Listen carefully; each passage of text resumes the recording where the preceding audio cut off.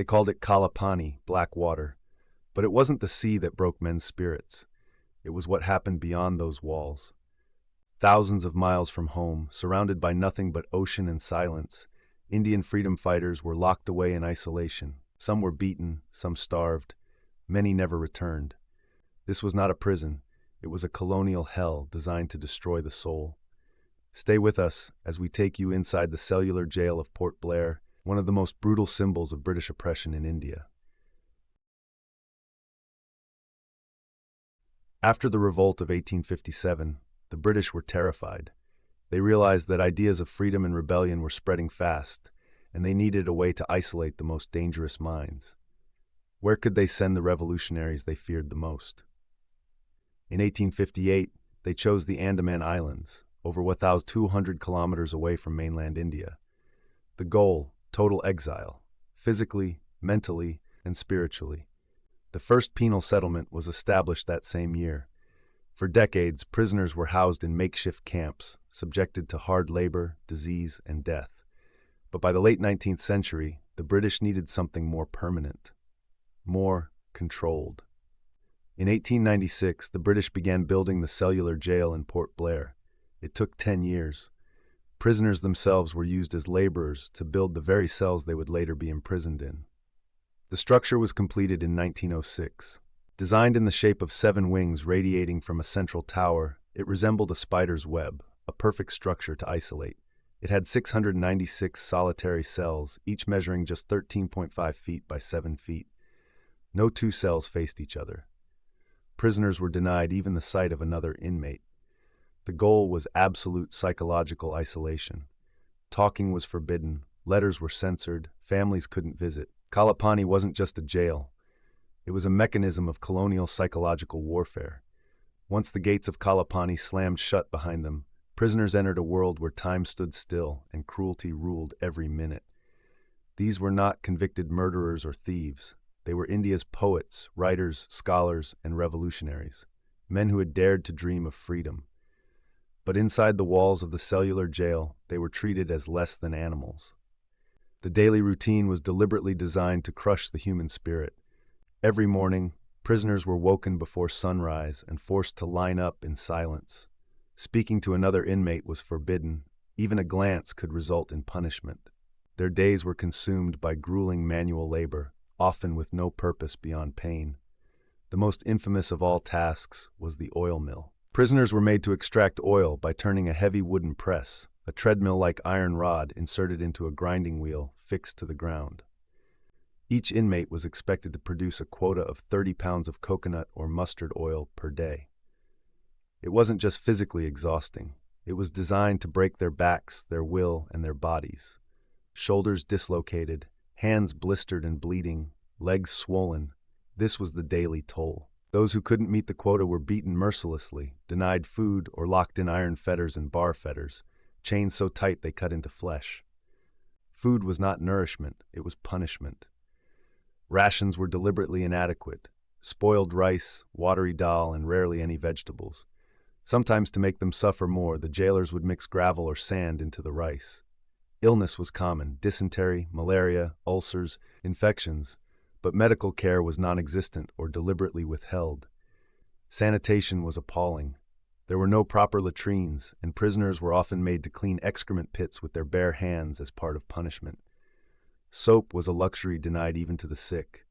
Religious expression? Banned. Sikh prisoners had their turbans removed.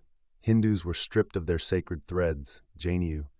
Muslim inmates were prevented from observing prayers or fasts. Even bathing or personal hygiene was regulated to humiliate them.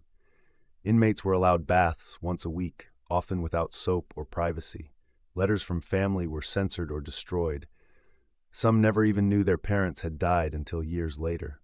Solitary confinement was more than just physical, it was psychological torture. Each cell was isolated by thick walls. The high ventilation windows were out of reach, and sound was muffled.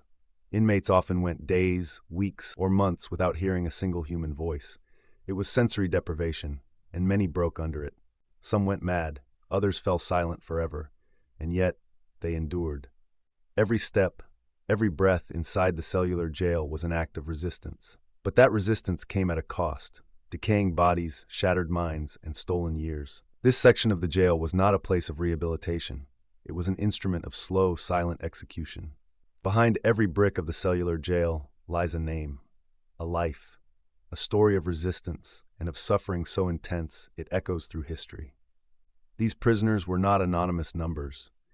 They were the heart of India's freedom movement, young, idealistic, and willing to die for the country they loved. But inside Kala Pani, they were met not with chains alone, but with methods of cruelty so brutal they would shock even modern standards of human rights. Let's look at some of the most powerful yet heartbreaking stories from within these walls. Indubhushan Roy, a mind broken by solitude. A brilliant revolutionary convicted in the Alipore bomb case, Indubhushan Roy was one of the earliest inmates.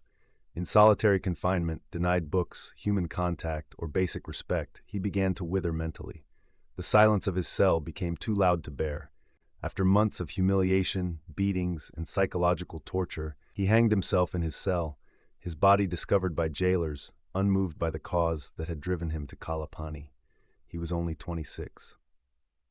Veer Dutt, tortured until madness. A fellow revolutionary also convicted in the Alipore case, Veer Dutt was known for his sharp intellect and engineering skills.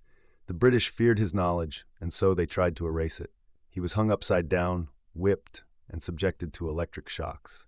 His screams were ignored. Over time, he began to lose grip on reality. Declared mentally unstable, a label stamped not by illness but by colonial cruelty. A devout Hindu, Ram Raka was punished for observing religious customs. Jailers forcibly removed his sacred thread, mocking his beliefs. He was denied food until he agreed to eat without rituals. When he resisted, he was starved and tortured. He died not with a weapon but with dignity, refusing to surrender his beliefs even to death. The 1933 hunger strike, dying to be heard. In the summer of 1933, political prisoners began a non-violent hunger strike, demanding better food, medical care, and the right to be treated as political detainees, not criminals. The British responded with force-feeding, a method so violent it became execution by another name.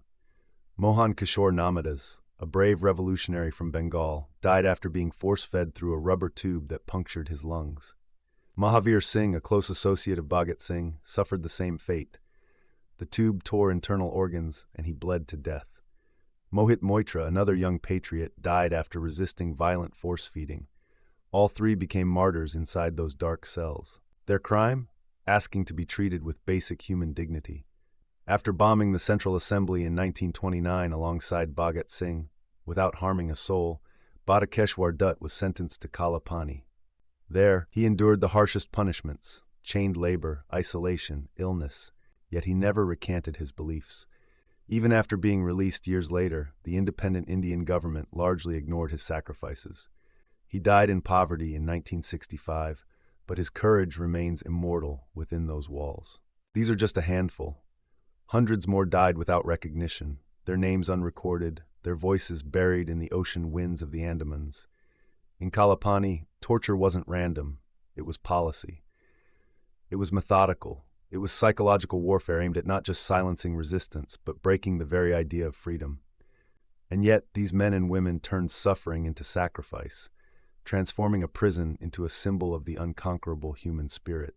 The British built the Cellular Jail to isolate India's brightest revolutionaries, believing that loneliness would break them, silence would make them forget their cause, and physical torture would kill their will. They were wrong.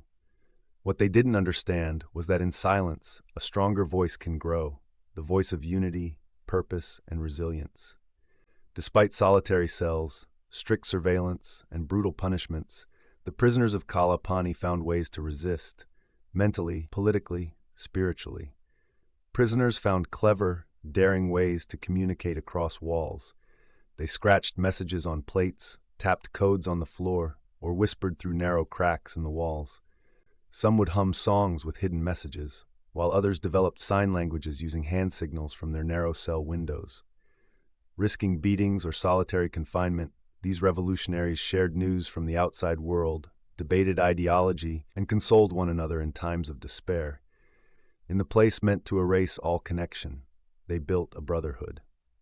In 1935, a group of prisoners led by Hari Krishna Konar, Shibnath Banerjee, and others formed the Communist Consolidation, a secret study circle within the jail. They read smuggled books, discussed Marxism, nationalism, and the future of an independent India. Despite limited food and constant fear, they organized debates, lectures, and ideological training, planting the seeds of future resistance movements in mainland India. For many prisoners, this study group became a lifeline, a mental shield against torture and despair. From inside one of the world's harshest prisons, a revolution of ideas was being born. The hunger strikes of 1933 and 1937, resistance with empty stomachs. When beatings and forced labor couldn't silence them, the prisoners turned to the only weapon they had left, their own bodies. In May 1933, over 30 prisoners began a hunger strike, demanding recognition as political prisoners, the right to read books, write letters, and receive proper food and medical care, an end to forced labor and the barbaric practice of oil milling. The jail authorities responded with violence, dragging prisoners to hospital wards and force-feeding them through pipes and rubber tubes. But this time, the country took notice. When 3 martyrs, Mohit Moitra, Mahavir Singh, and Mohan Kishore Namadas died, the protests intensified. Public outrage spread across British India. Not long after, another hunger strike erupted in 1937. This time, with more national attention, leaders like Subhas Chandra Bose and Jawaharlal Nehru raised the issue in legislative councils. Eventually, the British were forced to relent. By 1938, many political prisoners were transferred back to mainland jails, and certain reforms were implemented in the Andamans. The revolutionaries had won a moral victory, proving that even in the darkest prison, the human spirit could not be locked away. Inside the walls of Cellular Jail, resistance never died, it evolved. From whispered poems to coordinated hunger strikes, the inmates turned the very system designed to break them into a school of revolution. This wasn't just survival, it was silent warfare against colonial cruelty. Many believe that the horrors of the Cellular Jail ended once the British began transferring prisoners in the late 1930s. But history had one more dark chapter left to write. In 1942, during World War II, the Japanese Imperial Army occupied the Andaman and Nicobar Islands, ousting the British temporarily. For a brief moment, hope surged among Indians. Some believed that Japanese occupation might bring freedom, or at least an end to British tyranny. But for the prisoners still held at Cellular Jail, that hope quickly turned into a new nightmare. The Japanese regime, brutality continued, just in a different uniform. Though the Japanese released many prisoners initially and allowed Subhas Chandra Bose's Indian National Army, INA, to raise India's tricolor briefly over Port Blair, their overall rule was far from liberating. The Japanese began rounding up civilians suspected of espionage, anti-Japanese sentiment, or even mild dissent. Locals were tortured, executed, or starved. And Cellular Jail, which many hoped would be closed forever, was reused as a site for torture and imprisonment, this time by a new empire. One of the most heartbreaking stories from this period is that of Dr. Diwan Singh Kalepani, a respected physician, intellectual, and patriot. Diwan Singh had opposed British rule for decades, but he also refused to become a mouthpiece for Japanese propaganda. When the Japanese tried to use him to promote their imperial agenda, he declined, standing firm on his principles. This defiance cost him dearly. He was arrested and imprisoned inside the same Cellular Jail that had held thousands before him. For 82 days, he was subjected to relentless beatings, starvation, and psychological torture. He was denied water, denied sleep, and repeatedly interrogated, but he never surrendered. On the 83rd day, Dr. Kala Pani died, becoming one of the last martyrs of the Cellular Jail, proof that oppression wears many faces, but courage stands eternal. Today, a memorial to Diwan Singh Kalepani stands in the Andamans, honoring a man who stood firm through 2 empires and gave his life for truth. Even after India gained independence in 1947, many of the men who had suffered in Cellular Jail never truly recovered, physically or mentally. Some, like Batukeshwar Dutt, were ignored and forgotten by post-independence governments. Others carried their trauma quietly, dying in poverty or obscurity despite having sacrificed everything. And the prison itself? It was partly demolished in the 1960s, but the surviving wings were converted into a national memorial in 1979. Yet its legacy remains incomplete, a place not just of remembrance but of reflection. Kala Pani stands today as a haunting reminder that the fight for freedom was never just about bullets and slogans. It was about endurance, sacrifice, and the unbreakable will to resist, even in the darkest of cells. The story of the Cellular Jail is not just a chapter in India's colonial history. It is a symbol of the unimaginable price paid for freedom.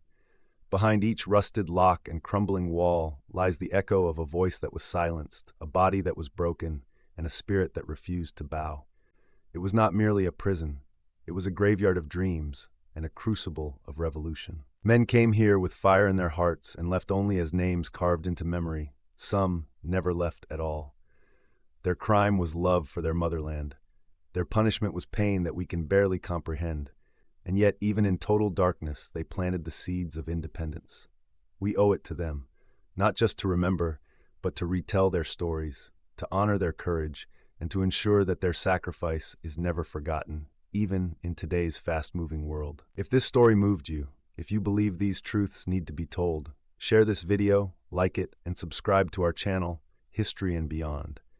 We are committed to uncovering the stories that textbooks left behind. Comment below with the name of a freedom fighter you admire or one whose story deserves to be told next. And don't miss our next episode, Part 9, The Colonial Lies, How the British Erased and Rewrote Indian History. Because remembering isn't enough, we must also uncover what was hidden.